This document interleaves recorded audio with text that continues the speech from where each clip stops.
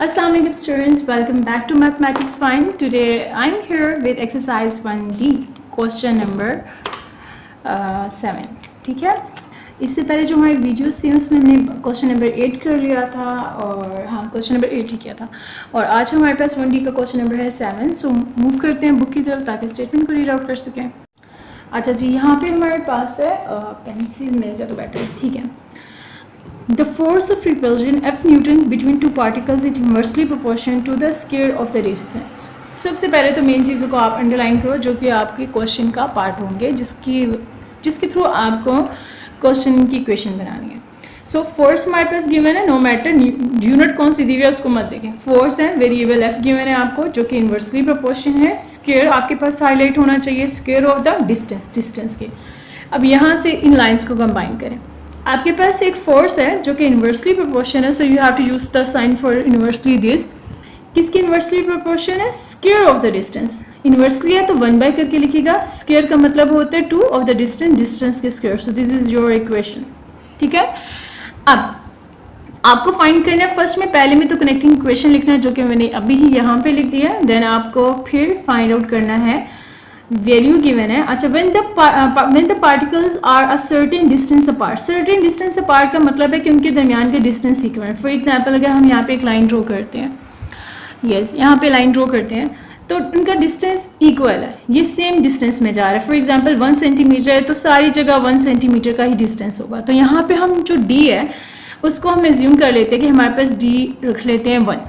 ठीक है, डी की वैल्यू हम इसे रख लेते हैं और रिपल्जन फोर्स हमें दी हुई है 20 न्यूटन. डी को क्योंकि सर्टेन मीटर पार्ट है, सर्टेन मीटर का मतलब होता है सेम डिस्टेंस है, तो डी की वैल्यू यहाँ से आएगी. यानी कि जो वर्ड सर्टेन है ना इसको हाईलाइट कर दें, ये आपको डी की वैल्यू का बता रहा है.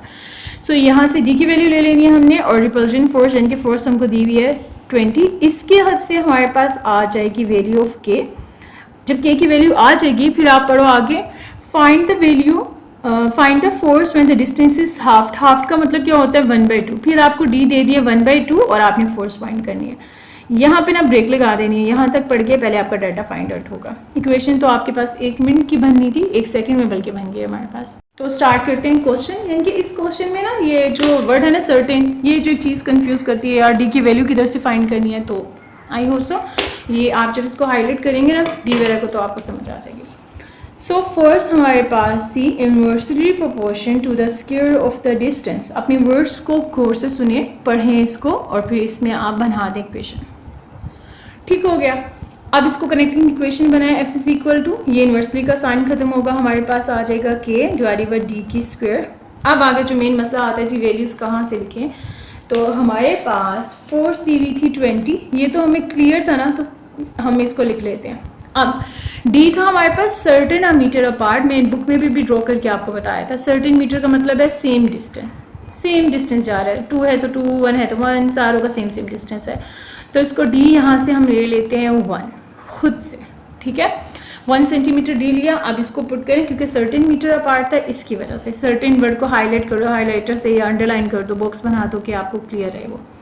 यहाँ पे वैल्यू पुट करो. एफ आपके पास के की वैल्यू पुट करनी है हमें.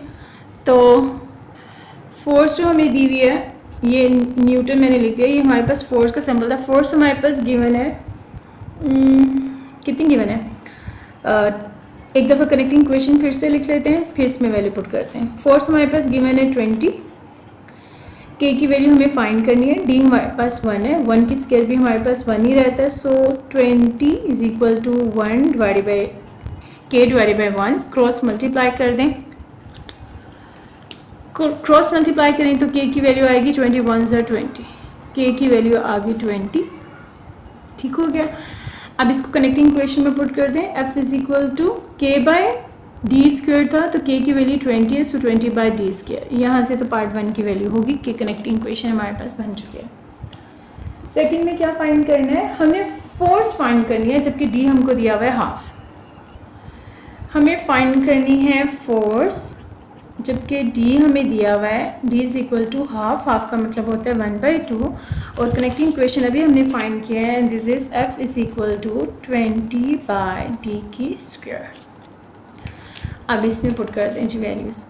F is equal to 20 D की स्क्वायर, डी की वैल्यू 1/2 और ब्रैकेट लगा के होल की स्क्वायर, क्योंकि ये 2 आपके पास लिखा हुआ है, ठीक है।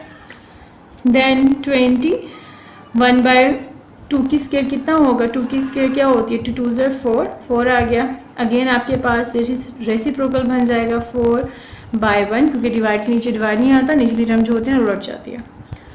सो 4 0 ज़र 0, 4 2 ज़र 8, तो फोर्स आपके पास आ गई है 80 Newton. So this is the answer of part 7, question number 7। Assalamu alaikum, welcome back to Mathematics Fine. So today we will do exercise 1D, question number 4 and 5. Question number 4 और जो 5 है ना, this is very easy as we have done question 1C, but difference क्या है, ज़रा सा कुछ ना कुछ scare आ जाता है। So question number 4 की statement है, if Z is inversely proportional, so Z is inversely proportional, so you have to do 1 by। ज़रा सी स्टेटमेंट बड़ो स्टार्ट हो जाओ, ठीक है। जी है, इन्वर्सली प्रोपोर्शन है, इन्वर्सली है तो 1 बाय करके लिखेंगे। अब किसके इन्वर्सली प्रोपोर्शन है, एक्स की क्यूब की, यानी कि क्यूब रूट ऑफ एक्स के। ये हो गया, आपको दिया हुआ है कि जी हमारे पास इन्वर्सली प्रोपोर्शन है क्यूब रूट ऑफ एक्स के। वैल्यू जो गिवन है आपके पास, that is G is equal to हमारे पास होगा 5 और एक्स इज इक्वल होगा 64। तो पहले तो आप के की वैल्यू फाइंड करें, इसके बाद आप देखो कि आपको क्या करना है, यानी कि जो बाकी क्वेश्चंस करने हैं, ठीक है। तो यहाँ पे वैल्यू पुट कर देते हैं। जी की वैल्यू हमारे पास है 5, सो पुट कर दिया। नहीं अभी नहीं पुट करना, पहले हमने इसको के की फॉर्म में चेंज करना है। सो जी जब भी ये साइन रिमूव होगा हमारे पास आ जाएगा इक्वल और साथ आ जाएगा के, लगा दिया के, एंड देन हमारे पास क्यूब रूट ऑफ एक्स थी। अच्छा, ये जो क्यूब रूट होता है ना, ये छोटा सा 3 लिखते हैं, ये इतना बड़ा सा नहीं लिख देते हैं कि लगे ये इसके साथ इसका आगे कोफिशिएंट है, क्यूबिक पावर होनी चाहिए। अच्छा, अब पुट करते हैं जी की वैल्यू। जी की वैल्यू हमारे पास थी 5 के, हमने फाइंड करना है क्यूब रूट है ऑफ किसकी, एक्स की, और एक्स की वैल्यू है 64। अब देखो 64 आपके पास किसका क्यूब होता है, क्योंकि क्यूब टेबल आता है मुझे, हमारे पास 64 क्यूब होता है 4 का। और अगर आपको कैलकुलेटर भी यूज़ करना अलाउ नहीं है और आपको टेबल नहीं आता, तो आप कैसे कर सकते हैं, आप ऐसे प्राइम फैक्टराइजेशन से फाइंड कर लें, कोई मसला नहीं, ठीक है। जब आप इस तरह फाइंड करेंगे आपको पता चल जाएगा जी सारे स्टेप करके कि आपके पास आंसर में 4 की पावर 3 आ रहा है। अब एलसीएम वगैरह तो करना आता है ना आपको, तो ठीक है। यहाँ पे 3 पावर इस क्यूब रूट से cancel, so 5 is equal to 1/4। अगर अच्छा ये समझ ना आया ना तो मुझे बता दीजिएगा, मैं आपको करवा दूँगी नेक्स्ट वीडियो में। So do the cross multiplication, के इज इक्वल टू 5 4 से 20, के की वैल्यू यहाँ से हमारे पास आ गई 20। अब हमें क्या करना है, हमें फाइंड करनी है वैल्यू ऑफ जी अननोन है हमारे पास, जबकि हमें x दिया हुआ है एंड दैट इज 216 है। इसको वैल्यू में पुट कर देते हैं कनेक्टिंग इक्वेशन की। कनेक्टिंग इक्वेशन जो हमारे पास मेन थी से बनाते हैं। जी इज इक्वल टू, जी तो पता ही नहीं है कि वैल्यू हमारे पास थी अभी 20 फाइंड की थी, और क्यूब रूट ऑफ किसकी, x, और x की वैल्यू क्या दी हुई है 216। अब जो 216 है, this is the cubed power, cubed of क्या होता है 6, ठीक है। 6 6 है 36 एंड 36 6 है 216। सो आपने जी की वैल्यू तो नहीं पता थी, इसको इसी तरह लगा दें 20। यहाँ पे हमारे पास क्यूब होगी 6 की, 6 और ये कैंसिल, ठीक है। देन आगे आप सिंप्लीफाई करते हैं। जी इज इक्वल टू 20/6, 2 3 ज़ा 6, 2 1 ज़ा 2 0, एंड देन इसका एलसीएम ले लें 10/3, 3 3 ज़ा 9 1, और ये इसको मिक्स फॉर्म में आंसर दे दें। पीछे में भी पॉइंट की फॉर्म में वो देख लेते हैं, पीछे भी 3 होल 1/3 है। आप डेसिमल देना चाहते हो तो डेसिमल में वैल्यू दे दो, कोई मसला नहीं है, ठीक हो गया। तो यहाँ पे तो हमारे पास हो गया क्वेश्चन नंबर, ये कौन सा था 4। अब क्वेश्चन नंबर 5 है हमारे पास।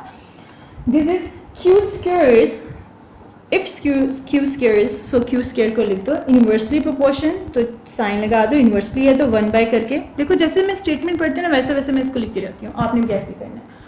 किसके इन्वर्सली प्रोपोर्शन है, टू द